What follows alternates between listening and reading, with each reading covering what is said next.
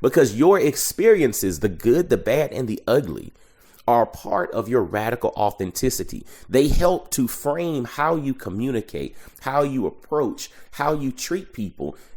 That's part of your secret sauce. Welcome to Impact and Fulfillment with Coach Mike D, where you'll gain practical wisdom and dynamic insight from amazing conversations to live your best life.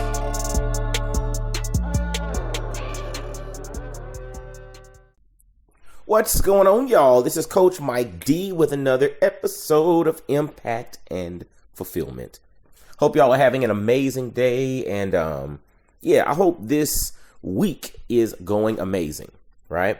Now, I don't know what day of the week you chose to listen to this episode. Some people are, religious about listening early Monday morning. Some don't listen until later in the week. Some just get it in when they have the time, right? And I'm appreciative of all of you, right? That's the beauty of content in this day and age, is that you do not have to consume it live. You can consume it when it's convenient, right? And again, that's the beauty of the time frame that we live in. Living in this day and age presents challenges at times, but living in this day and age also presents extreme opportunities, because we literally have a lot more choices than we've ever had. Now, some may say that's a challenge, right? More choices, more, decision fatigue and all of that. But the reality is, it's all about how you look at it. And the fact that we have more options to listen to content like this and, pursue opportunities and try different things, I look at it as a plus. Okay. But that being said, depending on the day you're listening to this episode, you may be listening to this on November the 15th, right? November the 15th is actually my birthday, my 44th birthday. Yes. If you listen to it before the 15th, I'll be turning 44 on November the 15th. And if it's after November the 15th of 2023, when you're listening to this episode, I am already 44 years old. And the thing that's interesting about birthdays, for me, birthdays really spawned me into becoming more reflective, right? It makes you think about the last calendar year. Even though your birthday is just technically one day older than your previous age on your actual birthday, it's still something that gets triggered, I know in me at least, to become more reflective, to think about the changes, the successes, the challenges, the growth, the need for growth, things that you're proud of, things that you're not so proud of, etc. For me, I get really reflective around my birthday. And the thing that I was really reflective on was just understanding my core mission, right? Like, I understand my purpose, right? My purpose is to encourage, empower, and enhance as many people as possible to maximum impact and fulfillment. So whether that's a professional setting, a casual setting, whether that's a kid, an adult, whether that's someone that I like, or whether it's someone that I don't necessarily like too much, my calling is to encourage, empower, and enhance, right? Because everyone is in need of one of those three at some point in their life. No matter how successful or unsuccessful your life may appear, we're all in need of encouragement, empowerment, and enhancement at some point or in some segment of our life, right? And so for me, one of the giftings that I believe is, being able to tap into people on a very deep level so that I have access to be able to do that. And that happens in groups, from stages and, on platforms, but that also happens individually.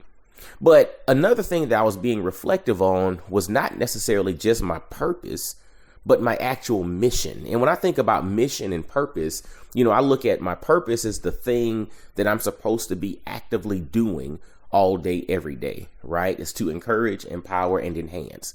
I've even thought about it on the level of any business that I create or get involved in needs to fall under the umbrella of, is it encouraging? Is it empowering? Or is it enhancing something or someone? Like, at the end of the day, I believe my purpose needs to be lived out in everything that I do, how I carry myself, right? How I communicate to people. Is it encouraging? Is it empowering? Or does it have the capacity to enhance some aspect of a person's life if I'm communicating to them, or if I'm living things out? Can someone gather that from me? It's like that level of consistency. That's purpose. But for me, I look at my mission is, what do I want, or what do I believe the ultimate result should be, right? So the mission is like, when you hear mission accomplished is the actual thing was done, right? You got the desired result. And again, my purpose is to encourage, empower, and enhance to maximum impact and fulfillment. My mission is transformational change and radical authenticity. My mission is transformational change and radical authenticity. So I deem my purpose to be successful when my mission is accomplished. And my mission is transformational change and radical authenticity. So when I mention transformational change, it doesn't have to be something monumental, but transformational change is a major shift or a major change in some aspect. So if my goal is transformational change in all of those that I impact, or groups or organizations or people within groups or organizations, that transformational change may look different for each individual person. Everybody's not needing the same type of transformational change. Some people need a transformational change financially. Some people need it with regard to their health. Some with regard to their relationships. Some with regard to how they think and how they approach problems. Some is simply mindset. Some it's their spiritual growth and development, right? At the end of the day, transformational change is going to happen in a way that's needed and or necessary for that individual person. But for me, my mission, or one part of my two-pronged mission, is to usher in transformational change. It's like when I think about my purpose doesn't stop until one of the 2 points of my mission is accomplished. So one is transformational change. The other is radical authenticity. It bothers me when I see people fearful to be who they are. It bothers me when I see people who are fearful to be who they are. They feel like who they are is not enough. My statement to that particular person is, no, you're just in the wrong environment. Who you are has always been enough.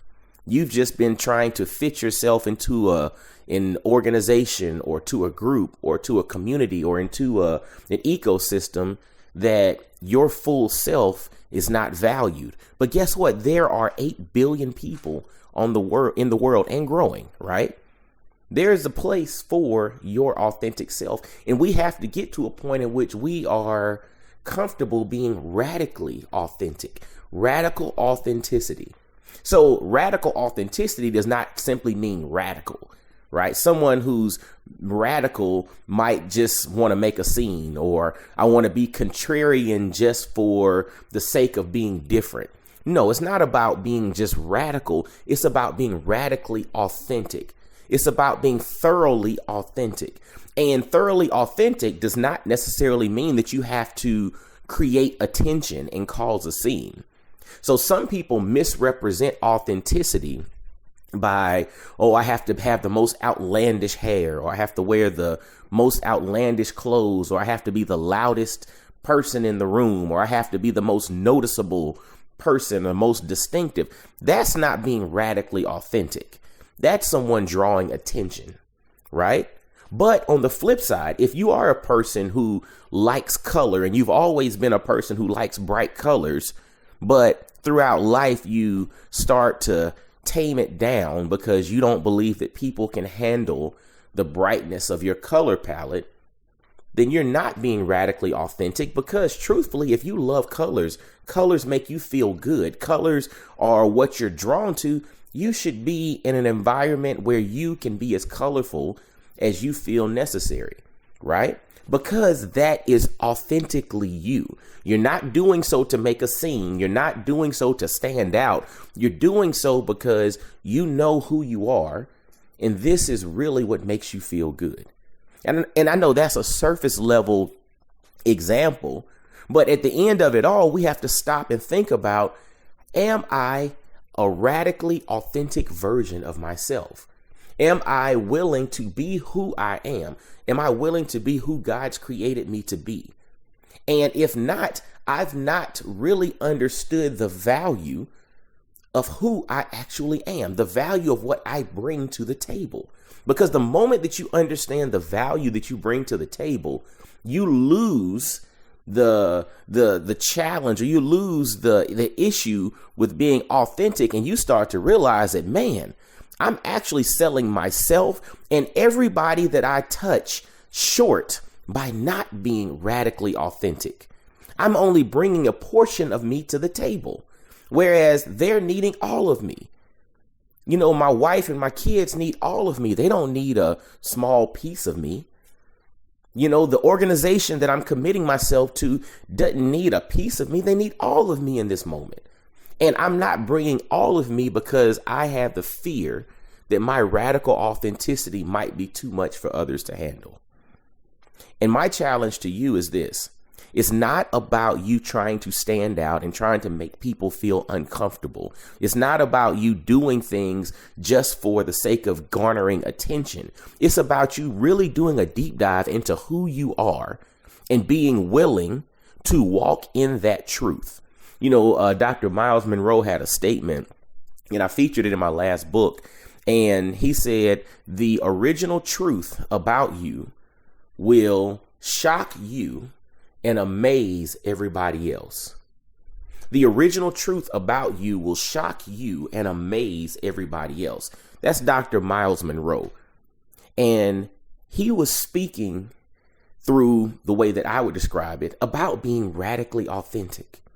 That radical authenticity, that direct alignment with who God's called you to be, with that purpose that's been laid inside of you, with the gifts, the talents, the skills, the experiences that you've had.